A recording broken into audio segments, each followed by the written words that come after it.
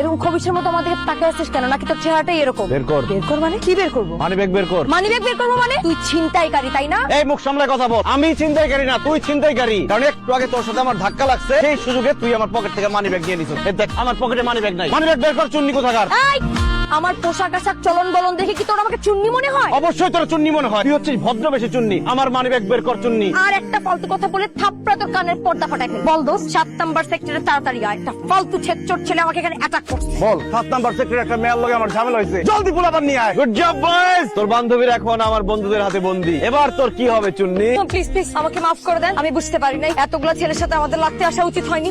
I am sorry. এবার আমার money bag ফেরত দে। আরে কি বলতেছিস তুই? এই মেয়ে তোর মানিব্যাগ দিবে কোত্থেকে? তোর মানিব্যাগ তো আমার কাছে। আমার মানিব্যাগ তোর কাছে গেল কিভাবে? আরে আমরা যে চায়ের দোকানে আড্ডা দিতেছিলাম, তো চায়ের বিল দেওয়ার সময় তোর পকেট থেকে মানিব্যাগটা পড়ে গেছিল। এরপর তো তোর আমি অনেকবার ডাকলাম, তুই তো আমার কথাই শুনলি না। মনে আছে স্কুলে থাকতে আমি একবার দৌড়ে ফার্স্ট হয়েছিলাম? ও মনে আছে, কিন্তু বন্ধু তুই হঠাৎ করে এই কথা বলতেছিস কেন? মনে হইতেছে আজকে সেই দৌড়টা আবার দিতে হইব। দৌড়া!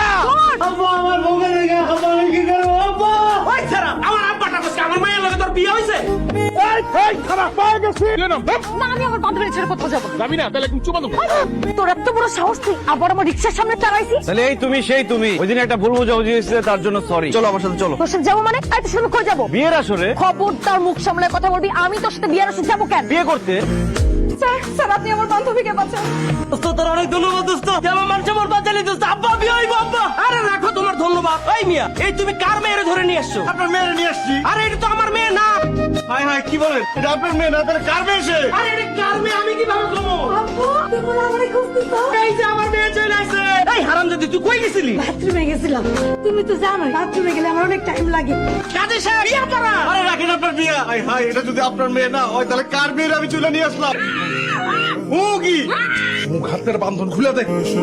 এই, আপনি আর থাপড় মারেন কেন? তোরে কতবার করে বলছি আমি যে আমি তোর বন্ধুর হবু বউ না। আমার সাথে কারো বিয়ে ঠিক করে তারপর তুই আমাকে জোর করে তুলে নিয়ে আসছিস কেন? আমার কি দোষ? আপনি কেন নতুন বউ সাজা রিক্সার মধ্যে ঘুরতেছিলেন? এদিক দিয়ে আমার বন্ধুর বউরে খুঁজে পাইতেছি না। আমি তো ভাবছি আপনি আমার বন্ধুর বউ। পুলিশ চলে আসছে। পুলিশ আপনাদের সকল সমস্যার সমাধান করবে। বলেন আপনাদের কার কি সমস্যা? এই শয়তানের বাচ্চা আমাকে জোর করে তুলে নিয়ে আসছে। স্যার আমাকে কিডন্যাপ করছে। স্যার এক্ষুনি ওকে অ্যারেস্ট করুন। জি স্যার। এই সেই হারামজাদা যে আমার বান্ধবীকে রিক্সা থেকে কিডন্যাপ করে নিয়ে আসছে। তোর এত বড় সাহস, তুই একটা মেয়ে মানুষকে কিডন্যাপ করেছিস? না না না স্যার, বিশ্বাস করেন আমি ওনাকে কিডন্যাপ করি নাই। এটা একটা ভুল বোঝাবুঝি। আমি তো আপনাকে কিডন্যাপ করি না। একটু পুলিশ ভাইকে বুঝাই বলেন না। ঠিক আছে, আমি স্যারকে বুঝিয়ে বলছি। স্যার এই ছেলেটা খুব খারাপ ছেলে। আমাকে স্যার প্রেমের প্রস্তাব দিয়েছিল, আমি ওর প্রেমের প্রস্তাবে রাজি হইনি, সেজন্য সে আমাকে কিডন্যাপ করে নিয়ে আসছে। স্যার আমার সর্বনাশ হওয়ার আগে আপনি চলে আসছেন। স্যার আল্লাহ, এসব আপনি কি বলতেছেন আপু?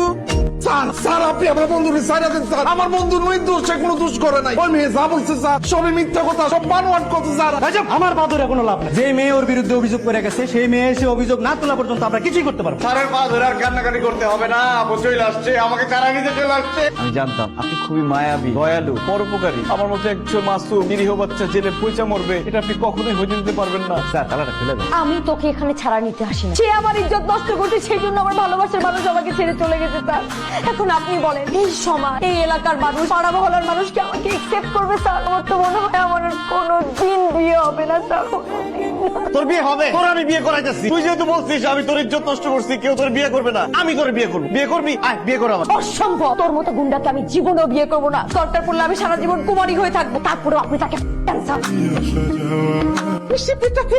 আসলে উনি দেখতে খুব সুন্দর, তো সুন্দর ছেলে আমি আমার জীবনও দেখিনি। বসো মা, বসো। আর তুই দাঁড়ায় আছিস কেন? বল। চোখের সামনে ডাইনি, চোখের সামনে এত সুন্দর একটা পরী দেখছি, তো এত সুন্দর পরী আমার জীবনে কোনোদিন এত কাছ থেকে দেখি নাই, সেজন্য দাঁড়াইছি। কি বললা বাবা? আমার মেয়ে পরি? এই হচ্ছে আমার ছেলে রাজ, যেমন দুষ্ট তেমন শয়তানের শয়তান।